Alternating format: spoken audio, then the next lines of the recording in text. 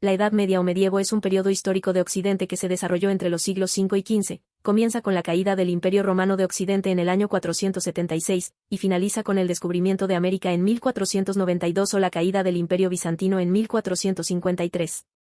Comprende un enorme espacio de tiempo, es por esto que incluso dentro de la misma época existen diferencias entre etapas. La concepción de la sexualidad en la Edad Media difiere mucho a la relatada en la literatura. Unos de los tipos de fuentes con lo que se puede tener registro de cómo era la sexualidad realmente en la Edad Media eran los registros de los tribunales eclesiásticos.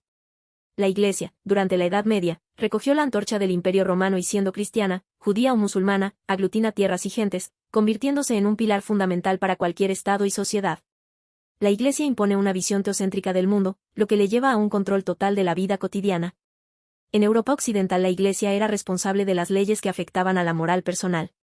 Así, los clérigos pasaron a ser los consejeros espirituales y morales, siendo los únicos capaces de marcar la diferencia entre el bien y el mal.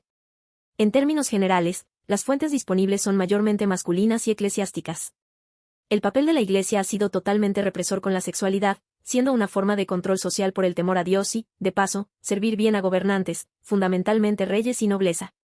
La virginidad era para la Iglesia el estado ideal para volver a la situación prelapsaria, es decir, antes del pecado original, por lo que declara al instinto sexual como demoníaco. Sin embargo, también se debía respetar el deseo de Dios de continuar con la descendencia. Es así como refrenda el matrimonio monogámico, además de restringir el acto sexual al matrimonio y exclusivamente para la procreación. Es en esta moral en que se ve la imagen del cuerpo como algo rechazable, porque era nido de la carnalidad y de los sentidos, que podrían provocar el apetito y el desorden. Las raíces de esta vinculación de la carnalidad con el pecado, el vicio, la suciedad, podemos encontrarlas, esencialmente, en las doctrinas de los estoicos y los gnósticos de la antigüedad tardía. Se interpretaba a la enfermedad como producto de pecado sexual. El abuso de sexo secaba el cuerpo, a la inversa, el no tener relaciones sexuales causaba furia y envenenamiento. Se vigilaba la sexualidad en los matrimonios, donde el coito debía producirse sin placer, se debía reprimir el deseo desmesurado, las fantasías, caricias y los tocamientos, ya que constituían un placer innecesario para la procreación. En el hecho, las mujeres no solían desnudarse por completo, y, la mayoría de las veces, tampoco durante las relaciones sexuales, pues, se consideraba que exaltaba la pasión, ajena a los fines reproductivos. Se debía ejercitar una única postura admitida, la denominada natural, la del misionero, la mujer debajo, pasiva, dominada, sometida, dejando toda iniciativa al hombre. Cualquier otra postura o práctica sexual como el sexo oral o la copulación de pie eran consideradas pecaminosas. La otra gran transgresión moral en cuanto al coito era que la mujer se situara encima del varón, un recurso condenado por la Iglesia porque cuestionaba el papel dominante del hombre en la sociedad.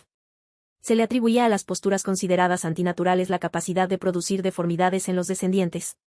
El problema de estas prácticas no era solo que se utilizaran para buscar placer, sino que entraban de lleno en otra de las obsesiones de la época, el desperdicio de semen. Este era considerado el extracto más puro de la sangre, la vida en estado líquido. Por este motivo, la masturbación masculina estaba severamente reprimida. Respecto a la masturbación femenina, algunas fuentes indican que no suscitaba interés en las autoridades, ya que se desconocía que pudieran hacerlo. Sin embargo, otras fuentes afirman que la masturbación femenina era considerada un pecado mayor, se entendía que si una mujer se dedicaba al onanismo, descuidaría sus obligaciones maritales.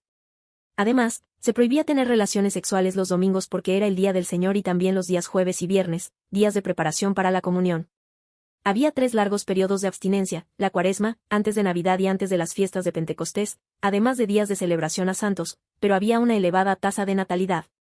La palabra de las mujeres no consta en esos archivos, ya que no se consideraba de interés su opinión o su versión de los hechos.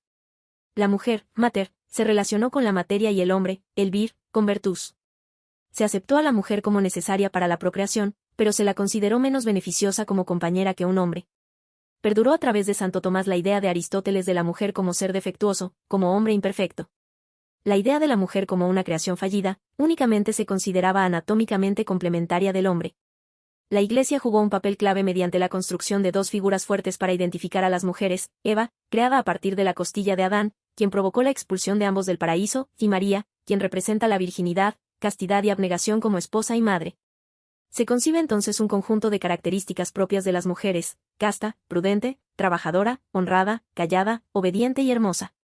El cuerpo femenino era considerado más susceptible de pecar y corromperse, por lo que necesitaba una vigilancia masculina permanente. La mujer era la tentadora y, por lo tanto, a ella le estaban esperando los castigos más rigurosos. Frecuentemente, las mujeres eran utilizadas como moneda de cambio de las uniones matrimoniales que servían para sellar pactos estratégicos o políticos. Eran también transmisoras de la dote, aunque no disponían de ella ni casadas ni viudas. Referente a la prostitución. Aunque suene extraño en la actualidad, para la mentalidad de la época era más condenable la masturbación que la prostitución. Un dicho popular era, gozar pagando es gozar sin pecado. En cambio, era muy reprobada la sodomía, que abarca todo acto sexual que no concluya en la inseminación de la mujer. Es por ello que los curas prefieren que los varones frecuenten a prostitutas antes que se masturben o tengan sexo con otro varón. Los métodos anticonceptivos abarcaba desde la superstición hasta una pseudociencia, amuletos bajo la almohada, brebajes, etc. Los condones en la Edad Media eran de lino o de intestinos y vejigas de animales a los cuales se amarraban con un cordel y podían ser usados muchas veces. Su finalidad no era tanto evitar los embarazos, sino como forma de protección contra las enfermedades sexuales. La Edad Media o medievo es un periodo histórico de Occidente que se desarrolló entre los siglos V y XV, comienza con la caída del